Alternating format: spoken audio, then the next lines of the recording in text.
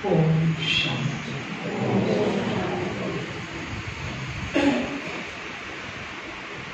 सबने खेल खेला, अच्छा लगा? क्या अच्छा लगा? बताओ क्या अच्छा लगा? विजय दादा को अपनी खोज दे दिया, दादा ने भी पढ़ा तो मैं बैठा हूँ। अच्छा, बाबा ने बोला, बाबा तो बहुत समय से कह रहे हैं मैं बैठा हूँ। आज भी था। अच्छा, आज भी नहीं था। और रियलाइजेशन जी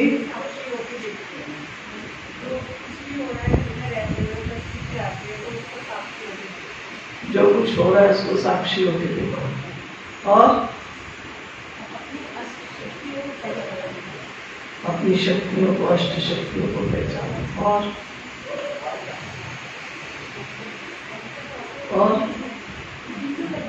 शक्तियों पर कैसे काम कर रहा है वो महसूस किया। शक्ति को भी कैसे काम करें और साइलेंस में रहने से जो बाबा जो ज्ञान है उसमें एक ऐसा जबरदस्त विकास है, मन करता है उसी के अंदर टिक के रहो और बाबा से मिल जाए शक्ति लेते बस। साइलेंस पावर का अनुभव और जी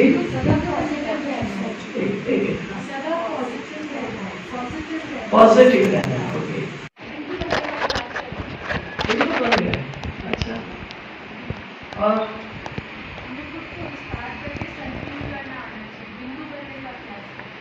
हमें बार बार बिंदु बनने का अभ्यास करना चाहिए। जी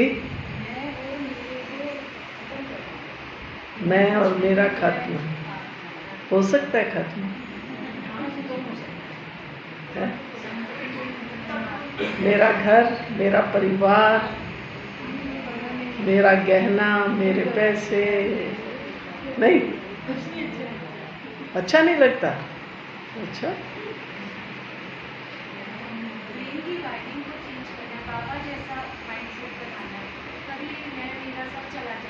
अच्छा, माइंड सेट बाबा सेट हो जाए, ये ठीक है। माइंड सेट को क्या करो, बाबा सेट बनाओ, है तो सारी झमेले खत्म हो जाएंगे। तो आप सब ने बहुत अच्छी अच्छी एक्सरसाइज की, विधि सीखी भी, महसूस भी किया कि कैसे कैसे हम अपने आप को आगे बढ़ा सकते हैं। और वास्तव में हमारा सुनने का, देखने का, सोचने का ढंग क्या होना चाहिए। हम बाबा के बच्चे, राजयोगी बच्चे हैं। लौकिक में भी बच्चा छोटा होता है तो माँ क्या कहती है, बेटी हो या बेटा हो, कहती है ये मेरा राजा बेटा है। कहते हो ना अपने बच्चों को राजा बेटा। और भगवान भी हमें क्या बना रहा है, कहता है तुम मेरे राजा बच्चे। तो आप विचार कीजिए कि भगवान जो सर्व गुणों का भंडार है, सर्वशक्तिवान है, हम बच्चों को कितना प्यार करता है। योग की जो फाउंडेशन है वो क्या है, योग की फाउंडेशन है भगवान का प्यार। बहुत से भाई बहन कहते हैं हम योग में तो बैठते हैं बहन जी, पर और संकल्प आते रहते हैं। हम बार बार मन को हटाते हैं, फिर हमें वही आते हैं, क्योंकि हमारा प्यार अभी बाबा से जुटा नहीं है। बेशक बाबा बाबा तो कहते हैं, लेकिन हम बाबा ऐसे ही कहते हैं जैसे हमारे पड़ोस में कोई नए नए और लोग आ गए, कोई हमारे पड़ोस में नया मकान खरीदा या पड़ोस में कोई नए किराएदार आ गए तो कहते हैं हाँ हम देख तो रहे हैं 3-4 महीने से ये कुछ नए लोग आए हैं, लेकिन हम अभी तक इनको कुछ इतना जानते नहीं हैं।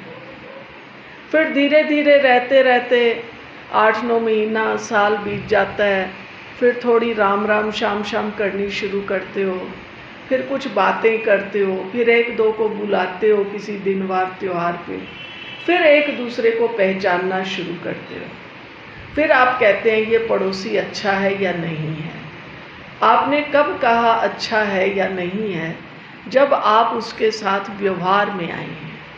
जब तक व्यवहार में नहीं आए थे, 3-4 महीना हो गया, देख रहे हैं इस अपार्टमेंट में, इस मकान में कुछ नए लोग हैं, आते हैं जाते हैं, आते जाते देखा है। कौन है ये हम नहीं जानते हैं। तो हमें भी बाबा का परिचय तो मिला है, और बाबा का परिचय हम अभी जान भी गए हैं। क्योंकि अगर मैं पूछूंगी तो मैं समझती हूँ 4-5 साल से तो ऊपर वाले होंगे। जो 4 साल से नीचे वाले हैं वो हाथ उठाओ। 1 2 3 4 5, ये नीचे वाले हैं, 2 भाई हैं। बाकी तो सब 4 साल से ऊपर वाले हैं, 5 साल से ऊपर वाले हैं। तो अब जिनको 3 साल भी हुए होंगे, 2 साल भी हुए होंगे, वो समझने तो लग गए हैं ना कि भाई बाबा क्या है, यहाँ आते हैं तो यहाँ क्या करना है, यहाँ योग लगाना है, यहाँ हमें अपने मन बुद्धि को शुद्ध बनाना है। ये हमने समझना शुरू कर दिया। और जो पुराने अभ्यासी हैं वो देखते हैं अभी मैं किस लेवल तक पहुंचा हूँ या पहुंची हूँ, मेरा योग लगता है या नहीं लगता है, मैं खाली बाबा के कमरे में बैठती हूँ या मुझे वो आनंद आता है या नहीं आता है। तो योग लगना, आनंद आना, खुशी का अनुभव होना, प्यार महसूस करना, वो तब होता है जब हमारा संबंध उसके साथ जुड़ जाता है। अब देह से संबंध जोड़ना तो बहुत आसान है। हम किसी के साथ मिलते हैं तो हम कहते हैं अच्छा आप हमारे पड़ोस में हैं, अरे बहुत अच्छा है, आपसे मिलके बड़ी खुशी हुई, और आप तो हमें बहुत अच्छे लगते हो, हम आपको आते जाते देखते हैं। वो दूसरा कहता है हमें भी आप बहुत अच्छे लगते हैं, आप तो ऐसा ही लगता है जैसे मेरी बहन है। कोई कहता है आप तो मेरी भाभी जैसी हैं, आप तो मेरी माँ जैसी हैं। अब कोई ना कोई उनके साथ वहाँ एक रिश्ते का ब्रिज, पुल बनाना शुरू करते हैं। और जब आपका पुल बन जाता है, उसको माँ माना, बहन माना, भाभी माना, सहेली माना। अभी आज आपके घर में कोई खास चीज़ बनी है तो आप क्या करते हो? फिर कहते हैं ये मेरी सहेली है। हाँ, घर वाले भी हंसने लग जाते हैं, अरे वो जिसने तुझे बहन बनाया हुआ है ना, अच्छा वो तेरी बहन ये दे के गई है। घर वाले भी मजाक उड़ाते हैं या कुछ बनाते हैं, कहते हैं अच्छा ये अपनी सहेली को तो पहले ज़रूर देगी। ऐसे ही होता है ना। अब हम बाबा से कहाँ तक जुड़े हैं? हम कहाँ तक जुड़े हैं? पूछो अपने अपने मन से, मैं बाबा से कहाँ तक जुड़ी हूँ?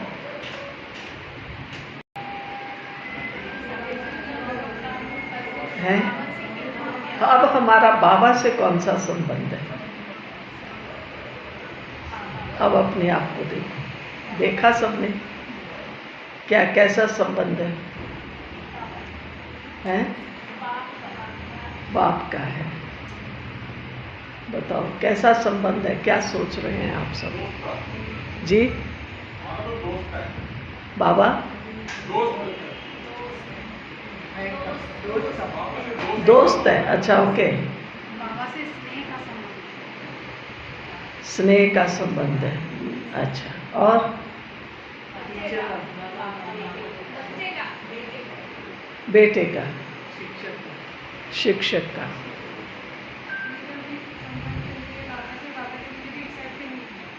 है?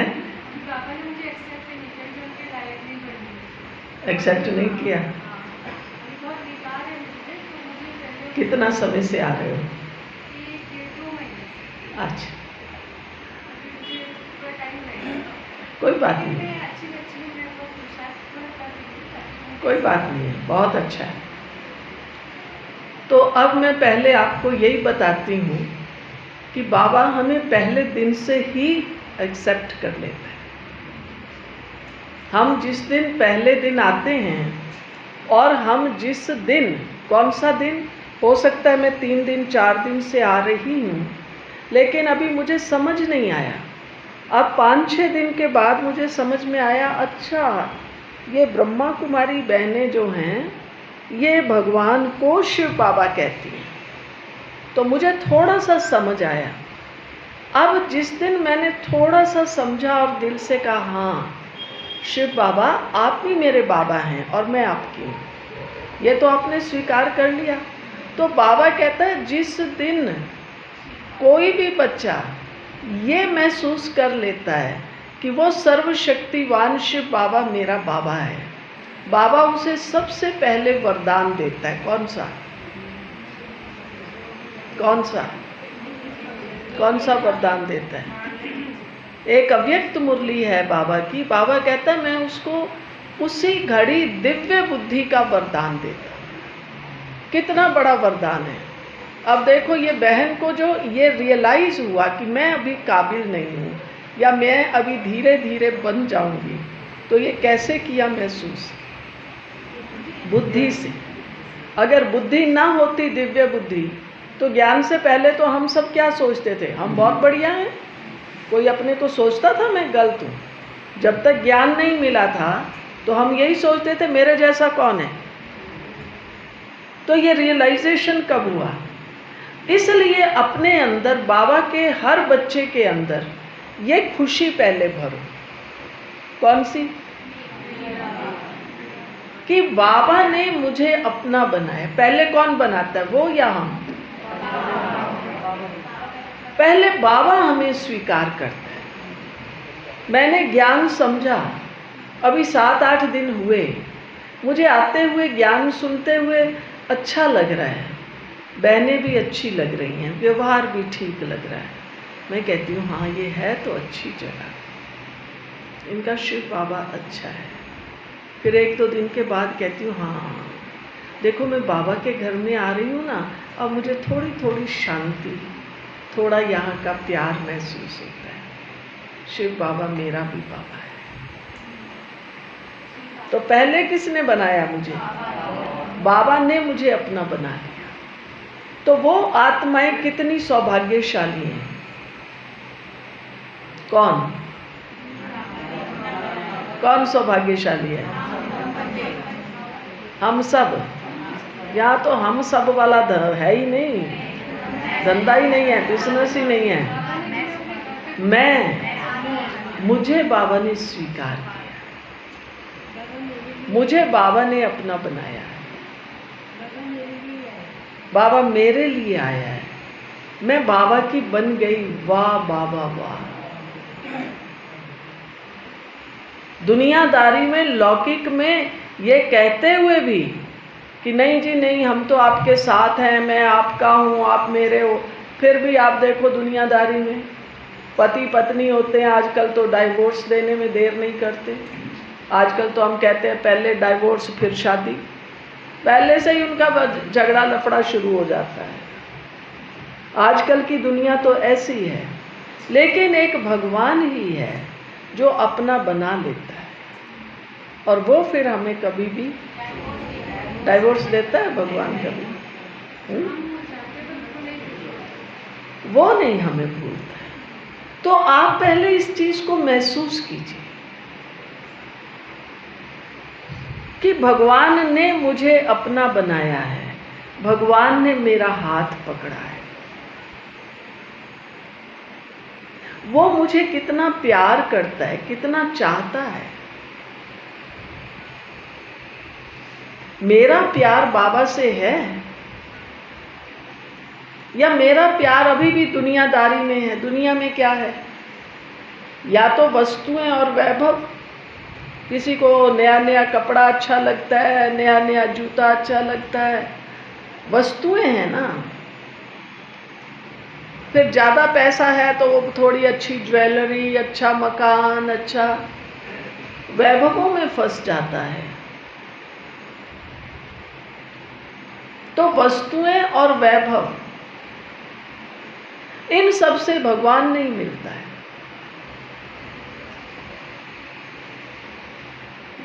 ज्ञान मिलने के बाद भी मेरा ध्यान कहाँ है? वस्तुओं में, वैभवों में नहीं। हम बाबा के बन गए, हमें अभी कुछ नहीं चाहिए। 2 कपड़ा ही तो चाहिए, वो तो बाबा दे ही रहा है ना, किसको नहीं देता है। और हमारे पास तो कितने हैं? 2 से, किसके पास 2 से ज्यादा कपड़े हैं? अलमारियां भरी पड़ी हैं, अलमारियां भरी पड़ी हैं, समझ ही नहीं आता कौन सा निकाल के पहनूं। ये तो शुक्र है भगवान का सफेद ड्रेस, तो आप सवेरे कोई भी सफेद अपना कपड़ा निकाल के पहन लेते हो। अगर रंगीन पहनना हो तो मुसीबत। हमारे पास वहाँ एक कर्नल भाई आते हैं, अभी 5-6 महीने हुए उसकी वाइफ ने शरीर छोड़ा, तो वो तो पक्का है। तो जब शरीर छोड़ा तो जो भी दुनिया का रस्म रिवाज है वो तो करते ही हैं। हम लोग भी गए कर्नल भाई से मिले, उसने हमें अनुभव सुनाया। कहता दीदी, उसकी वाइफ का नाम रजनी है, कहता रजनी की 500 साड़ियाँ तो एकदम नई हैं जो उसने टच भी नहीं की। कहता अब मेरे को समझ नहीं आ रहा मैं इनको क्या करूं। आजकल घरों में बच्चे कितने हैं? 2-2, एक बेटा एक बेटी। बेटा भी नेवी में है, बेटी जिस घर में गई है वो भी आर्मी में है। अब बताओ उनको क्या कमी है? वो कहते हैं हम क्या करेंगे। अब उसकी जो 500 नई साड़ियां वो किसको दे? तब मुझे महसूस हुआ उसकी बात सुन के। फिर तो खैर वो भी खूब हंसा, हमें भी हंसाया। कहता कितना वेस्टेज हम लोग करते हैं, लेकिन जब करते हैं तब हमें महसूस नहीं होता। अब मैं आपसे भी पूछूंगी ना तो आपको खुद को ही लगेगा क्या बताएं दीदी को। 100 से कम तो किसी के पास है ही नहीं, उससे ऊपर ही काम है। माता जी कह रही है हाँ राइट कह रहे हो, स्वीकार करती है। अब आप मेरे को बताइए, 100 साड़ियां मेरे पास हैं, महीने में कितने दिन? 30, हफ्ते में 7, अब पहनूंगी कब? साल में 365 दिन। अब 200 साड़ी होगी, रोज एक एक पहनोगे तो भी साल निकल गया। अब मेरी बुद्धि बाबा से लगेगी? लगेगी बुद्धि बाबा से। बुरा नहीं मानना, क्योंकि ये बड़ी व्यक्तिगत बात है लेकिन बड़ी जरूरी है। ऐसे कोई भाई भी कम नहीं है। पूछूंगी ना तो कहेंगे बहन जी नहीं नहीं, वो आपके पास हो सकता है 7। मैं ऐसे बहुत से भाई बहनों को जानती हूँ। हमारे पास एक डॉक्टर आते हैं, एक जो थे वो उसका सुप्रीम कोर्ट का वकील था, वो आता था। उसने तो अब शरीर छोड़ दिया, काफ़ी बुजुर्ग थे। उसका नियम था, डॉक्टर तो अभी भी है, उसका नियम है।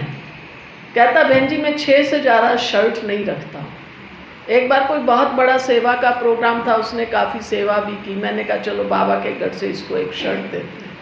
बोला मैं नहीं लूँगा। मैंने कहा क्या हुआ? तब मुझे मालूम पड़ा।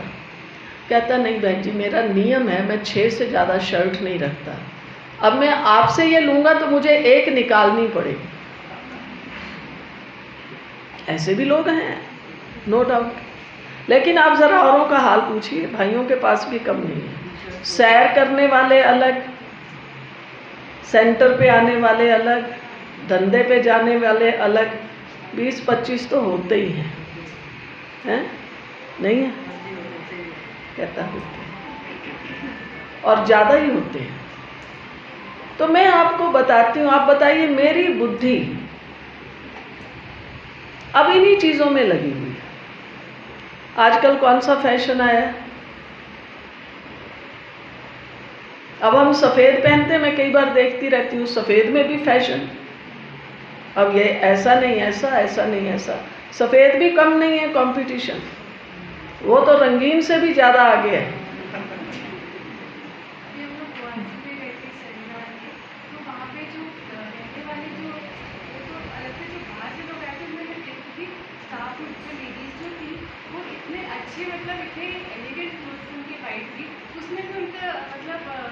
मैं तो कह रही हूँ ना, सफ़ेद में भी इतना आजकल कंपटीशन, इतना फैशन हो गया, तो अगर मैंने वही पहनना है तो फिर मेरा योग लगेगा? प्रश्न यहाँ आ रहा है।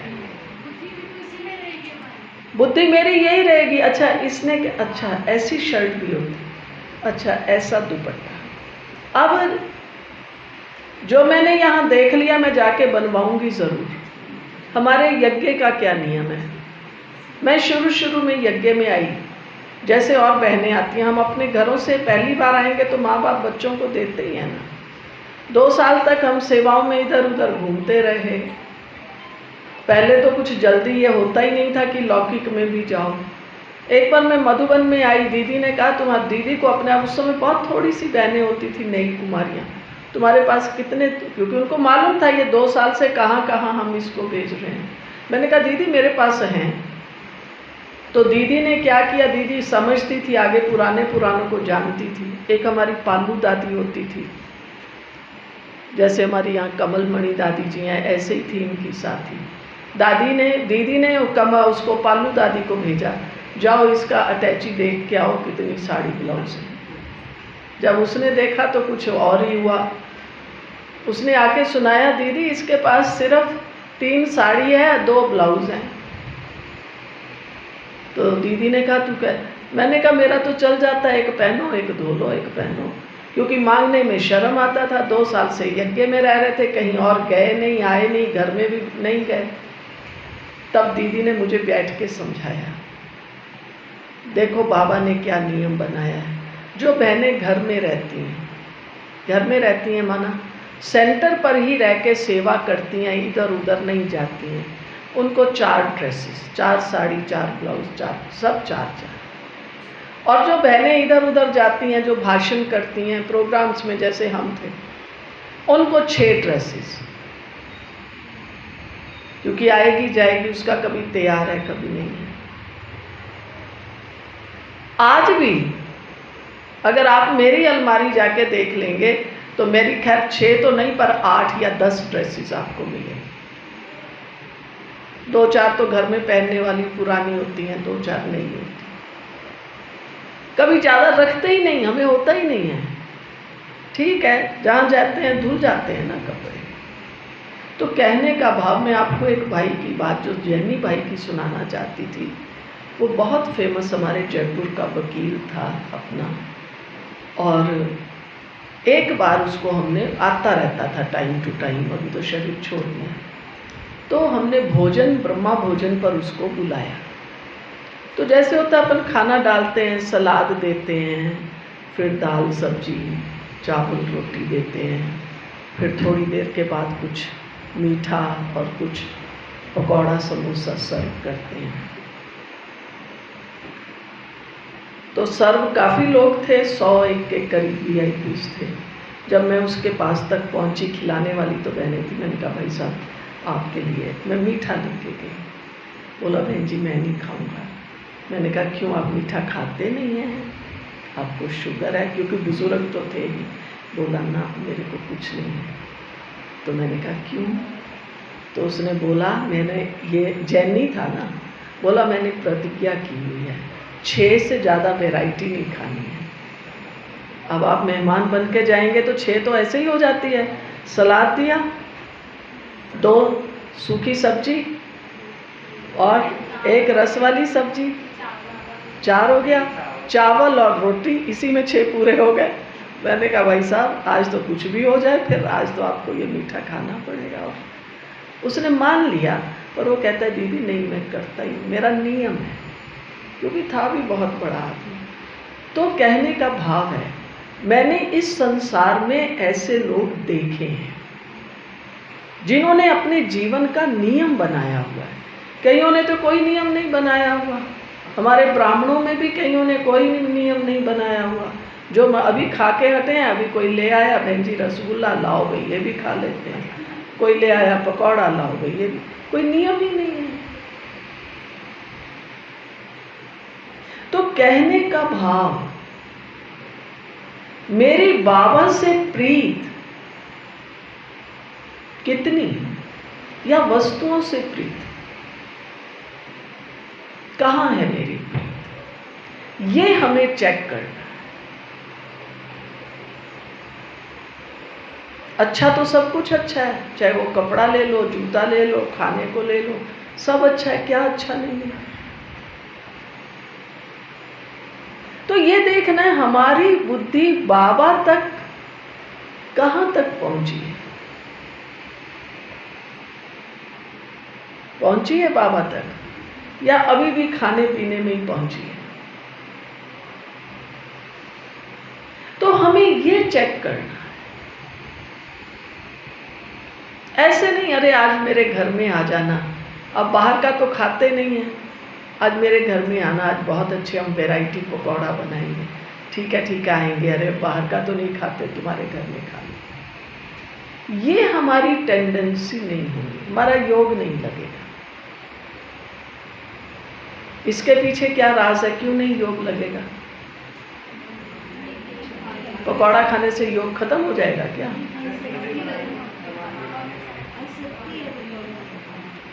क्योंकि हम जो राजयोग का अभ्यास कर रहे हैं इसका नाम है कर्म इंद्रियां जीत योग। कहते हैं ना, राजयोग के अर्थ समझाते हो, कर्म इंद्रियां जीत योग, विघ्न विनाशक योग, विकर्मा जीत योग, बताते हैं ना ये इतने नाम। राजयोग का अर्थ क्या है? अब मेरी वृत्ति तो क्या है, अच्छा अब हमें बाहर का तो खाना नहीं, आज इस बहन ने बुलाया, कल उसने बुलाया, कल उसने, बहन जी अब तो सर्दी है, आप हमारे घर आना, हमने वैरायटी आइसक्रीम बनाई है, चल मेरे भाई चल बहन जी। तो इसका मतलब मेरा कर्म इंद्रियों पर तो कंट्रोल हुआ ही नहीं। हुआ क्या? जब कर्म इंद्रियों पर कंट्रोल नहीं है तो मेरा योग कैसे लगेगा बताइए? हम अनासक्त भाव,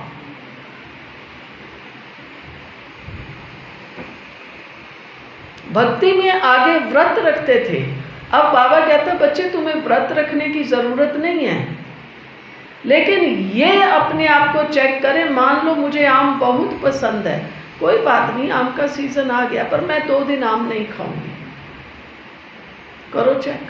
कहते नहीं मेरे को तो बहुत अच्छा लगता है खा, अब ये 2-3 महीने तो रहेगा, मैं रोज खाने के बाद आम ना खाऊं तो मेरा तो खाना ही हजम नहीं होता, तो बाकी साल के 8-9 महीने कैसे हजम होता है? लेकिन हमारी आसक्ति, तो ये देखना है मैं सचमुच कर्म इंद्रियां जीत, जो हम कहते हैं बहन जी योग नहीं लगता। संकल्प क्या चल रहा है, आज मैं घर जाऊंगी ना, आज जाके मैं बच्चों के लिए ये बनाऊंगी, ब्रेड पकौड़ा बनाऊंगी, आइसक्रीम बनाऊंगी। बहन जी अब बाहर नहीं खाते हैं ना, बच्चे भी नहीं खाते हैं, तो घर में ही बनाना। तो घर में ही हलवाई की दुकान बना के रखी हुई है, कढ़ाई चढ़ी रहती है। योग कैसे लगेगा? क्या विचार है आप सबका? क्या विचार है? तो खाने की मना नहीं है, एक है भूख लगी है, खाने का टाइम है, मुझे भोजन अभी खाना है। हमारे पास एक भाई आता है, वो कहता है कभी आपने भूख का आनंद लिया है? वो नेचर क्योर वाला है, वो कहता भूख का आनंद लिया। अब आप सब पूछिए अपने आप को, आपने भूख का आनंद लिया? आप खाने के टेबल पे बैठते हैं, कहते आज क्या, अरे भूख तो नहीं थी, तो तू बैठा क्यों भाई? भूख नहीं थी तो मत खाओ ना। भूख नहीं थी और खाएंगे भी जरूर, तो आपने भूख का आनंद कहाँ लिया? वो कहता है 2 वक्त खाओ बस, सवेरे और शाम, छुट्टी। तो आपको भूख लगेगी, आपकी बीमारियां मिटेंगी।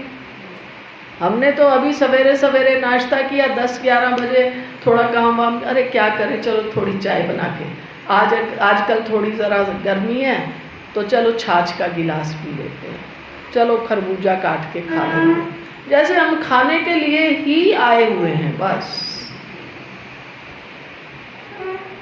तो सचमुच हम देखें कर्म इंद्रियां जीत हम बने हैं।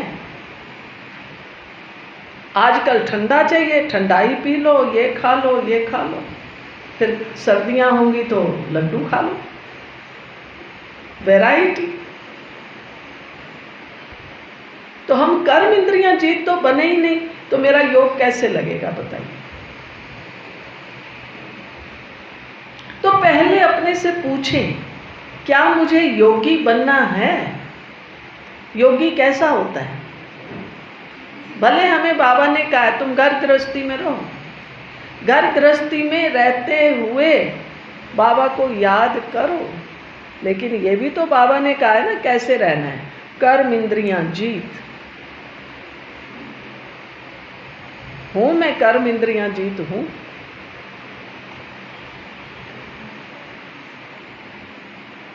फिर मेरी वाणी कैसी है? वाणी कैसी है? यहाँ वाली वाणी मत बताना जो आप यहाँ बहनों के साथ आके, हाँ बहन जी कहेगी अरे आज आए हो, थोड़ी सफाई करके जाओ प्रोग्राम, हाँ बहन जी, हाँ बर्तन कहेगी लाओ दीदी मैं बर्तन भी मांज के जाती हूँ, वो वाला नहीं चाहिए। आप असली स्वरूप में अपने घर में कैसे बोलते हो?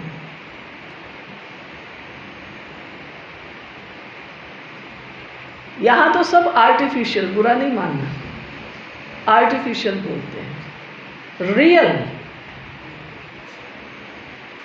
रियल कैसे बोलते हैं?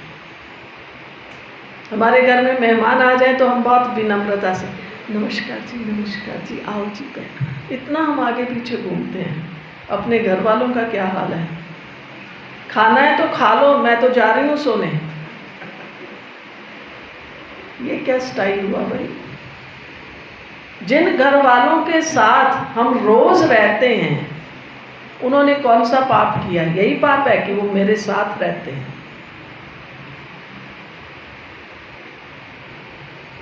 तो फिर तो मेहमान बन के ही रहना ज्यादा अच्छा है। बाबा कहता है वैसे तो तुम सब मेहमान हो, हम ही सबको पकड़ पकड़ के रहते हैं। तो जब तक हमारा कर्म इंद्रियां इन पर कंट्रोल नहीं हुआ तो हम योगी बन नहीं सकते। फिर आप देख लो, क्लास में बैठेंगे, योग में बैठेंगे, थोड़ी देर तो अच्छा बैठेंगे, कहेंगे बहन जी हमें वो भी कमेंट्री से योग करा दो। अच्छा भैया ज़रा अच्छे अच्छे गीत चलाना, योग में बैठेंगे, थोड़ी देर बैठेंगे, फिर गीत भी चलता रहता है, कमेंट्री भी होती रहती है और हम उसका आनंद ले रहे होते हैं, क्योंकि हम कर्म इंद्रियों के वश हैं। तो हम बाबा के बच्चे, बाबा के तो बन गए, लेकिन हम ये भूल गए हैं कि हमें कर्म इंद्रियां जीत, विकर्मा जीत बनना है। इस भट्ठी से हम ये पक्का करें, अब कुछ भी हो, क्योंकि अब समय कम रह गया है, तो क्या करना है? अब मुझे अपना पुण्य का खाता बढ़ाना है। और पुण्य का खाता कैसे बढ़ेगा?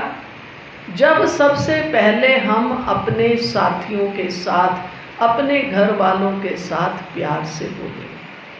मेरे साथ आप प्यार से बोले, कोई बड़ी बात नहीं है।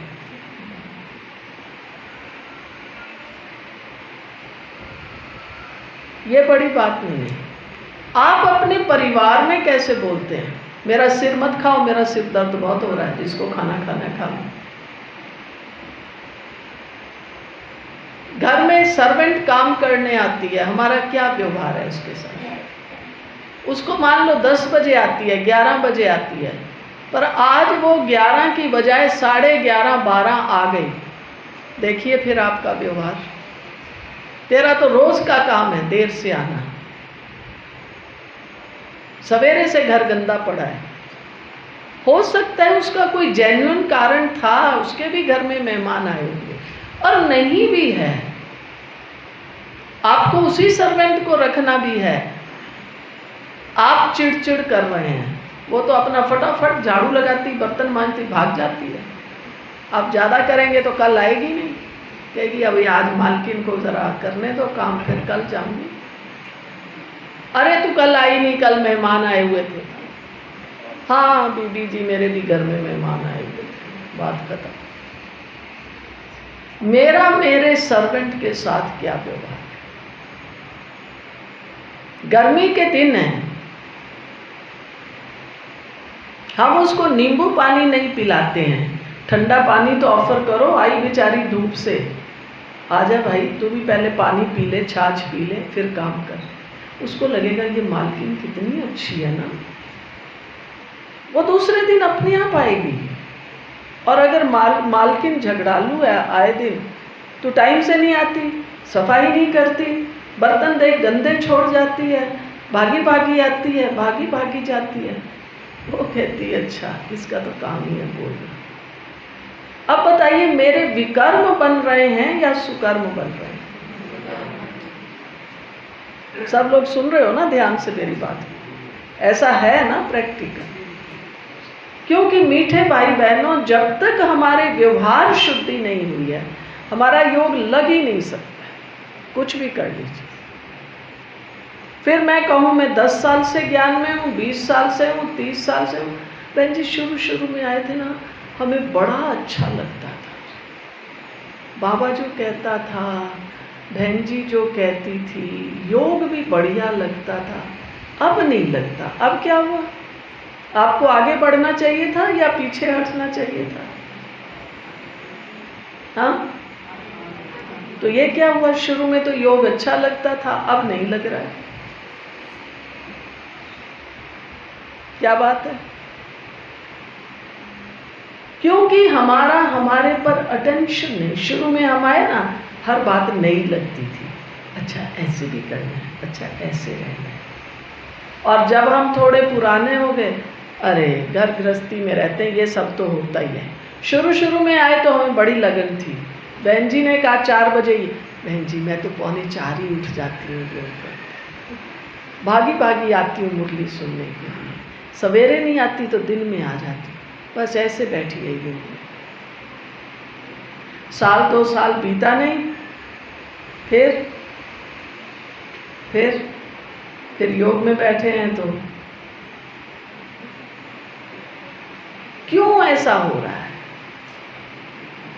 हमारी वैल्यू बढ़नी चाहिए थी, ना कि घटनी चाहिए थी। इसलिए अगर हम योग तपस्या करना चाहते हैं, अपने अंदर को जगाएं पहले। देखो हम जागे हैं, अज्ञानी के हिसाब से आप जाग गए, ज्ञानी बन गए।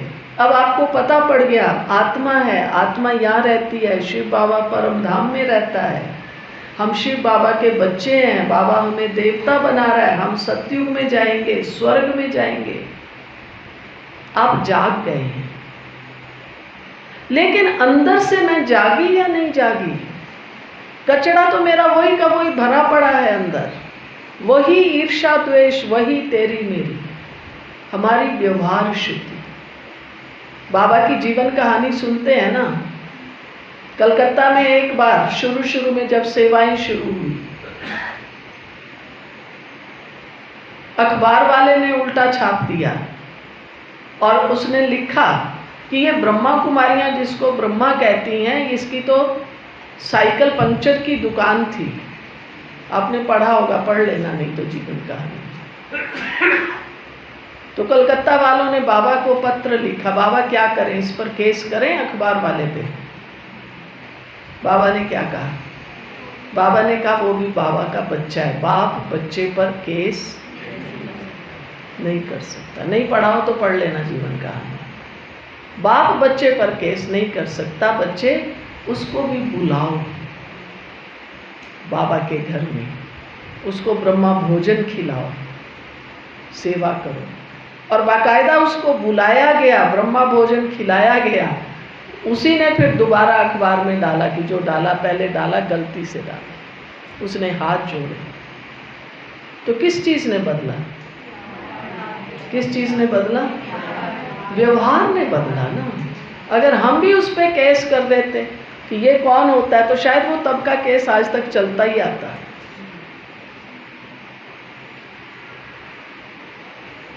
आजकल तो दुनिया में देखो, भाई भाई पर केस कर रहा है, बाप बेटे पर केस कर रहा है। और बाबा ने हमें क्या सिखाया? तो मुझे अपनी कर्म इंद्रियों का राजा बनना है। कोई कोई बहुत शान से कहते हैं, यूं मुझे गुस्सा नहीं आता कभी भी। आप भाई साहब देख लेना, मैं कभी गुस्सा नहीं करती, पर मेरे आगे कोई झूठ बोले ना, हर गुस्सा करने वाला यही कहता है, कहता मेरे आगे कोई झूठ बोले ना तो बस मैं सहन नहीं कर सकती।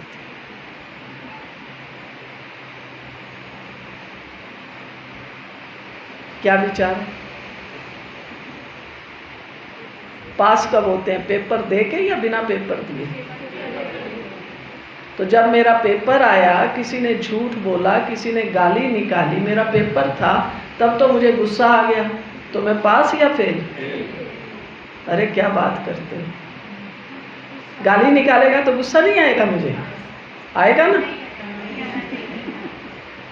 सोच लो, आपके भी घरों में किसी की सासू, किसी की बहू, बहन जी मेरी तो सासू बड़ी तेज है, मेरे घर में बहू आई है पता नहीं। तो ये सब बातें हमें प्रैक्टिकल में अप्लाई करनी। जो भी मेरी सासू बनी, मेरी बहू बनी, मेरा बेटा बना, मेरा भाई बना, मेरी बहन बनी, ये सब कैसे बने हैं? मेरे कर्मों के हिसाब से बने हैं ना। क्या विचार है?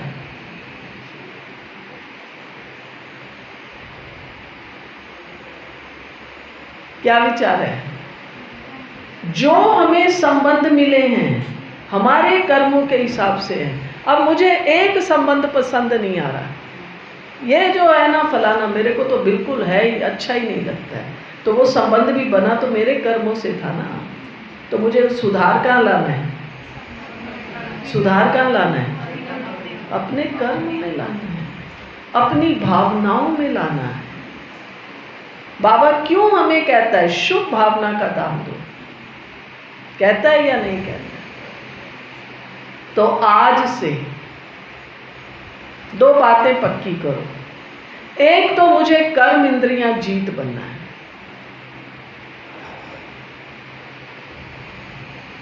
आपने जो आज तक खरीद के रखा हुआ है, जितना कपड़ा, जूता, चप्पल पहनो, खूब एंजॉय करो, फेंकना नहीं है, देना नहीं है।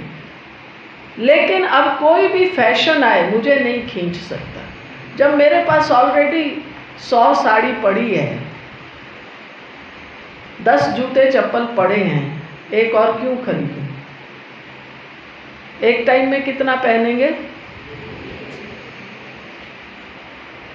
बहुत साड़ी हैं तो 4 तो नहीं लपेटूंगी ना। हम सचमुच, बाबा ने हमें दिव्य बुद्धि दी है, इसको यूज करें। तो एक तो आज से पक्का कीजिए, मुझे कर्म इंद्रियां जीत बनना है।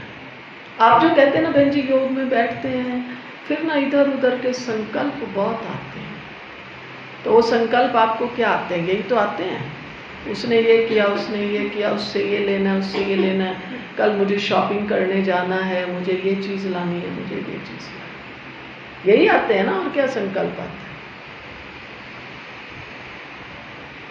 पक्का कर लो, मैं कर्म इंद्रियां जीतूं, जितना है उतना बहुत है, और मुझे कुछ नहीं चाहिए। बल्कि जिस चीज़ को हम यूज़ नहीं करते हैं, हो सकता है कि एक समय में मैं एक बहुत अच्छा कपड़ा खरीद के लाई थी, मुझे बहुत पसंद था, अब मुझे पसंद नहीं है, दान करो। अंदर भर भर के क्यों रखा हुआ है? अपने हाथों से दान करके जाओ। दूसरी बात कौन सी? दूसरी बात कौन सी? संबंध। अगर मुझे अच्छे संबंधी चाहिए, चाहे वो सासू हो, चाहे बहू हो, दरानी जेठानी हो, अभी थोड़े कोई कड़वे हैं भी तो कोई बात नहीं, मैं मीठी बनूं, अपने आप ये मीठे बनेंगे। और आगे के लिए मैं भी मीठी बनूं, तो मेरे को आगे जन्मों में मेरे सब संबंध अच्छे मिलेंगे। क्या विचार है? क्या विचार है? क्या विचार है जी? ठीक है, ठीक है।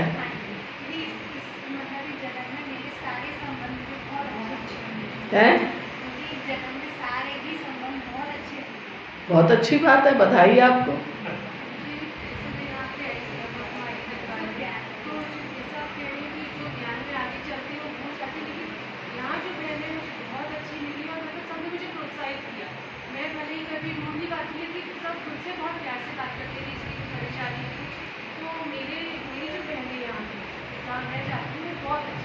बहनें भी अच्छी, मेरा परिवार भी अच्छा है।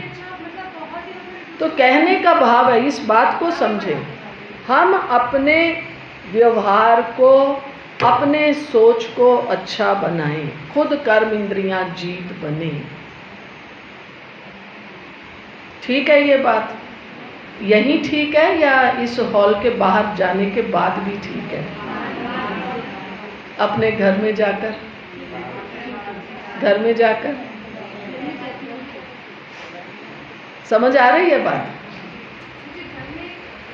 तो हमें ज्ञान का फायदा तभी होगा जब प्रैक्टिकल में हम पास हों। वरना जो दुनिया वाले बातें कर रहे हैं, हम भी वही कर रहे हैं। मेरा भाई ऐसा, मेरा देवर ऐसा, मेरी सासू ऐसी, मेरा बेटा ऐसा, दुनिया वाले भी तो यही कर रहे हैं, हम भी यही कर रहे हैं। फिर ज्ञान का फायदा? यज्ञ की स्थापना हुई और 300 साढ़े 300 भाई बहने उस समय यज्ञ में आ गए, जो हमें दादियों ने सुनाया और पढ़ा। मैं ये कहती हूँ चलो 300 साढ़े 300 नहीं होंगे, मान लीजिए एक मिनट के लिए 200-250 तो होंगे, कम बात है क्या? 100 तक तो हमने भी देखे अपनी आंखों से जब हम लोग ज्ञान में आए। कईयों ने शरीर भी छोड़ दिया होगा, कईयों का कुछ।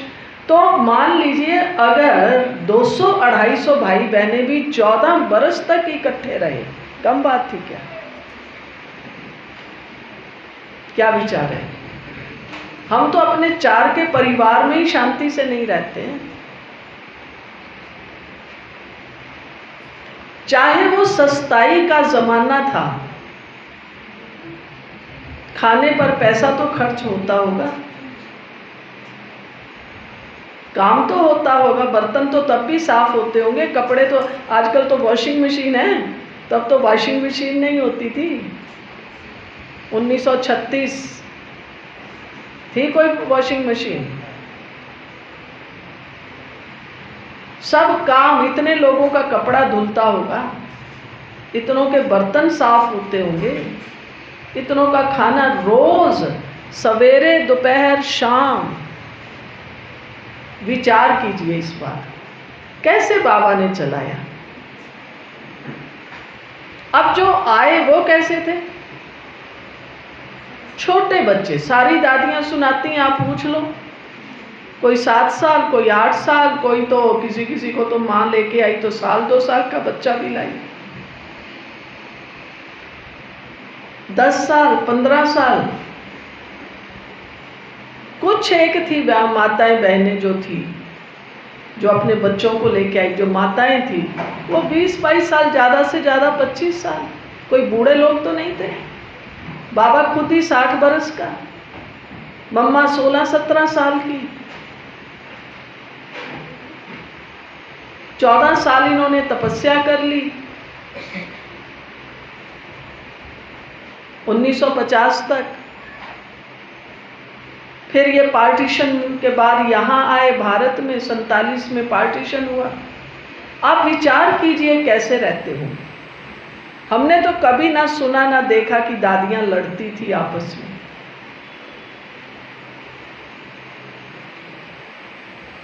ऐसे ही हम सब जब तक अपने परिवार का, व्यापार का, ऑफिस का वातावरण इस प्रकार से नहीं, आप कहेंगे आजकल की तो दुनिया ही ऐसी, ऐसे के साथ तो ऐसा ही चलना पड़ेगा ना। तो इसलिए पहले अपने इस चिंतन को बदलिए। हमें बहुत प्यार से आत्मा समझकर चलना है। हमें शांति से सबके साथ चलना है। एक दूसरे को रिस्पेक्ट देके चलना है। आप सब मधुबन गए होंगे ना? फिर मधुबन में कोई जाता है, चाहे कोई भाई है चाहे बहन है, कोई बीमार हो जाता है, उसको कोई पूछता है या नहीं पूछता है? शायद इतना घरों में भी नहीं पूछते हैं। टीचर बहन अगर बिजी भी हो, उसको ना पता हो, तो भी जो आसपास वाले ही 2-4 होते हैं वही पूछते हैं, अच्छा मैं तुम्हारे लिए चाय ले आऊं, खाना ले आऊं, पानी ले आऊं, दवाई ली? नहीं तो चल डिस्पेंसरी में मैं ही दवाई दिला दूं। कहते हो ऐसे कि नहीं कहते हो? और आप घर में होते तो क्या होता, कोई पूछता ही नहीं, कोई घास भी नहीं डालता। कहते बीमार हो तो दवाई ले आओ, पड़े क्यों लो। होता है ऐसा कि नहीं होता? और हम मधुबन में जाते हैं, देखो कितनी खातरी हो। तो जो हम मधुबन में देखते हैं वो हम अपने परिवारों में करें, फिर हमारा योग लगेगा। नहीं तो आज मान लीजिए मैं परिवार में रहती हूँ, मेरी बहू बेटे से लड़ाई हो गई, किसी और से लड़ाई हो गई, अब शाम को मैं यहाँ आके बैठी हूँ योग में, लगेगा योग? क्या विचार है? मैं दुकानदार हूँ, धंधा करती हूँ, बिजनेस है, आज मैंने ठगी की किसी के साथ, फिर यहाँ आके योग लगेगा? किसी का पैसा देना था,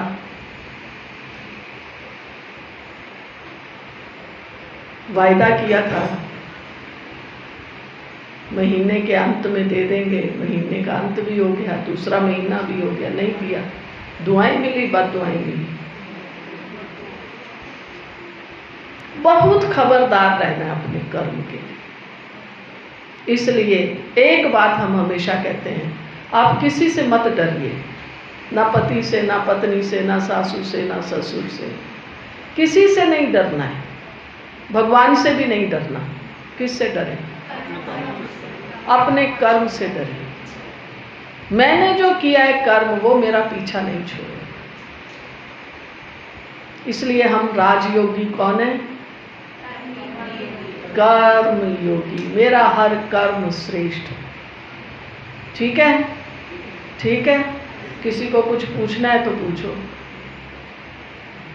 हाथ उठाओ, पूछो। नहीं, अभी आप रहने दो। और किसी को कुछ पूछना है? भाइयों को? हाँ, पूछिए जी। हम चाहते हैं कि हाँ मुझे अप एंड डाउन हो रहा है, मैं अपने आप को लाते भी है कि हाँ मेडिटेशन भी कर रहे हैं, योग से हमें फ़ायदा भी मिलता है, लेकिन परिस्थिति कई बार आती है वहाँ पे हम अपना रोज कर देते हैं सारा, उसको कैसे? तो यही तो बताया, पास कहाँ है? ये तो वही बात है ना, मेरे को कभी गुस्सा नहीं आता, पर कोई झूठ बोले तो मैं छोड़ नहीं सकती। तो पास कहाँ होना था कि आपने जब झूठ बोला तो भी मैं, अच्छा भैया ऐसे क्यों कर रहे हो, देखो ये बात ऐसे नहीं ऐसे है। नहीं मानते हो तो मेरा गुस्सा करने से मान जाओगे? तो भी नहीं मानते। तो मैं अपना विकर्म क्यों बना रही हूँ?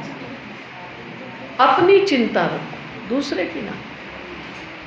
और जब आप उसको बात को सोचेंगे ना, उसमें लॉस कितना है, संबंध बिगड़ता है, अपना मूड बिगड़ता है, खाना पीना छूटता है, चिंता होती है।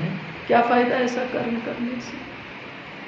तो मैं ऐसा कर्म करूं, एक गलती तो हो गई, मैंने झूठ बोल दिया, अब आगे तो बोलूं ठीक, ठीक है?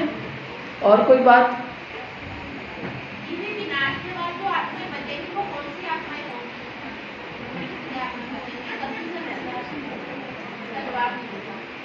आत्माएं जो बचेंगी, बैठ जाओ बहनों, आपको जाना है,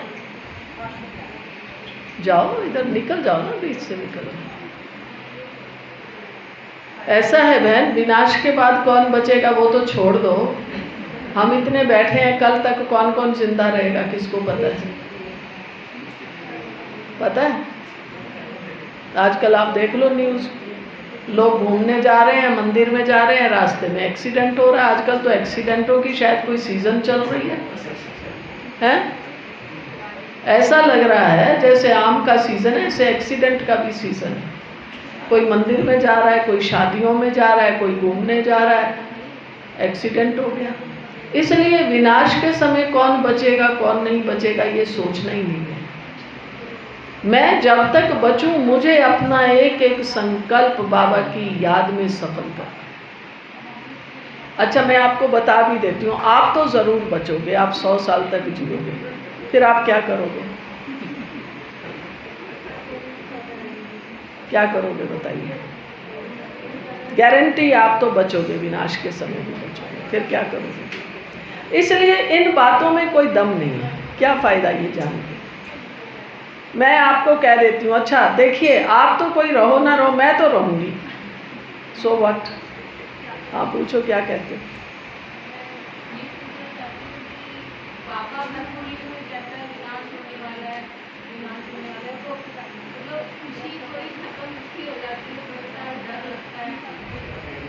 अच्छा हाँ, आप क्या कह रहे हैं?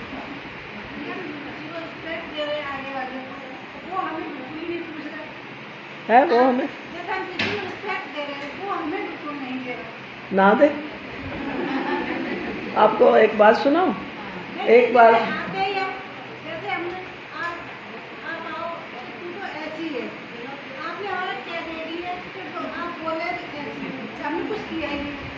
वो पहले का इम्प्रेशन है ना, पहले का इम्प्रेशन। और कोई देखिए, मुरली में भी कभी कभी आ जाता है। बाबा साकार में था, एक माता, उसका पति बिल्कुल नहीं मानता था, उसको बहुत मारता पीटता था। बाबा के पास आई बेचारी लुक छुप के, फिर कहा बाबा मेरा पति मुझे बहुत मारता है। बाबा ने क्या कहा? बाबा ने कहा तूने पिछले जन्म में उसको मारा, वो अभी तुम्हें मारता है। कर्मों का हिसाब किताब। मैं आपको रिस्पेक्ट दे रही हूँ, आप मुझे नहीं दे रहे हो, कर्मों का हिसाब किताब है।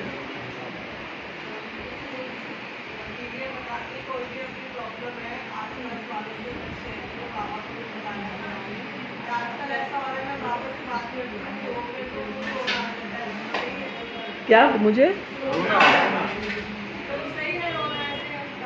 रोज तो नहीं आना चाहिए, कभी कभी आ जाए तो हर्जा नहीं। वो तो कभी कभी हमारा दिल बहुत भारी होता है ना, फिर कहते हैं बाबा मेरा कौन है, तू ही है, तू भी नहीं सुनता है, तो फिर कभी कभी आ जाता है। पर रोज नहीं रोना बाबा के आगे भी नहीं, तो बाबा कहेगा ये रोने वाली बच्ची है। क्योंकि जब मैं रोऊंगी ना, एक है, देखिए मैं आपको बताती हूँ, एक है हम योग में बैठते हैं, हमें बहुत अच्छा अंदर में अनुभूति हो रही है और प्रेम के आंसू भी आते हैं, वो ठीक है। लेकिन जो मुझे दुख के आंसू आ रहे हैं वो मेरा योग नहीं है, उससे फायदा नहीं है। वो तो एक ही बात है, पहले मैं वैसे लड़ भिड़ लेती थी तो जोर जोर से अपने कमरे में आंगन में रो लेती थी। अब मैं वहाँ नहीं रो रही, अब मैं बाबा के कमरे में बैठ कर के वहाँ रो रही हूँ। तो बाबा का कमरा कोई कोप भवन थोड़ी है जो वहाँ जाके रोते हैं। इसलिए रोना नहीं है, दुख के आंसू बिल्कुल नहीं आने चाहिए बाबा के बच्चों। बस, और कोई बात? और कोई बात? विनाश का? अच्छा, आपको मैं ये खुशखबरी सुनाना चाहती हूँ। बाबा ने ये बताया कि बच्चे, जब सृष्टि का परिवर्तन होगा, नई सतयुगी दुनिया आएगी, ये पुरानी दुनिया जाएगी, इसका विनाश होगा। रोज बाबा नहीं कहता, लेकिन हाँ जब कोई ऐसी बात परिवर्तन की आती है तो कहता है। फिर बाबा ये कहता है, बच्चे दुनिया वालों को आप खुशखबरी सुनाओ। कौन सी? कि अब ये कलयुग जा रहा है, सतयुग आने वाला है। तो आपको जो डर लगता है, आपके मन में जो थोड़ी सी हलचल होती है, क्योंकि आपको सतयुग नहीं याद आ रहा है। जैसे मान लो ये आपका मकान है, बहुत पुराना हो गया, बरसातों में छतें कहीं से टपक रही हैं, दीवार कहीं से क्रैक है, दरवाज़ा, आप सोचते हैं इस मकान को ना फिर से बनाया जाए। तो पहले तोड़ेंगे तो बनाएंगे ना, तो जब आप तोड़ेंगे तो दुख होगा, दुख होगा। कहेंगे नहीं अरे बहन जी हमारा ना ये 50 साल पुराना मकान था, खूब रह लिए, बच्चे पैदा हुए, शादियां हो गई, अब इसमें जगह जगह रोज़ रोज़ खिटखिट होती है, रोज़ रोज़ मज़दूर को पैसा दें, बर्बाद करें। हमने एक बार सोचा इसको तोड़ के ही बना लेते हैं। जब बन जाएगा तो आप कितने खुश होंगे। आप कोई हो सकता है किराए के मकान में रहेंगे साल 2 साल, कि जब हमारा बन जाएगा फिर हम यहाँ आ जाएंगे। तो बनने के बाद तो आपको खुशी है ना। तो अब ये कलयुगी दुनिया जा रही है, तो आप खुश हैं या नाराज हैं, या कलयुग से बहुत प्रीत है? तो इसलिए इस कलयुग को जाने दीजिए और सतयुग को आने दीजिए। आप खुश रहिए। और अब तो बात यह है, आगे हम कहते थे विनाश होगा, लोग कहते थे ब्रह्मा कुमारियां हैं ही विनाश के लिए, समझा। अब हमने तो कहना छोड़ दिया, क्योंकि बाबा ने हमें कहा सबको सुनाओ सतयुग आ रहा है। अब हमने तो कहना छोड़ दिया विनाश होगा। हमें कोई कहता नहीं भाई विनाश नहीं, अब तो सतयुग आ रहा है। लेकिन उल्टा हो गया प्रोग्राम। अब दुनिया वाले कहने लग गए कि गए विनाश हो रहा है, विनाश हो रहा है। आप देख लो कितने देशों के तो युद्ध चल रहे हैं। आप भारत का कोना कोना देख लो, आप कोस्टल एरियाज देख लो, वो देख लो उड़ीसा, वो देख लो बंगाल, क्या समुंदर में हलचल हो रही है। तो इसलिए बहन अब हम तो कहते ही नहीं विनाश होगा, हम तो कह रहे हैं कि बाबा बस हम तैयार, अब तो सतयुग स्थापन हो। ठीक है, तो डरना मत आज से, खुश होके जाओ। और कोई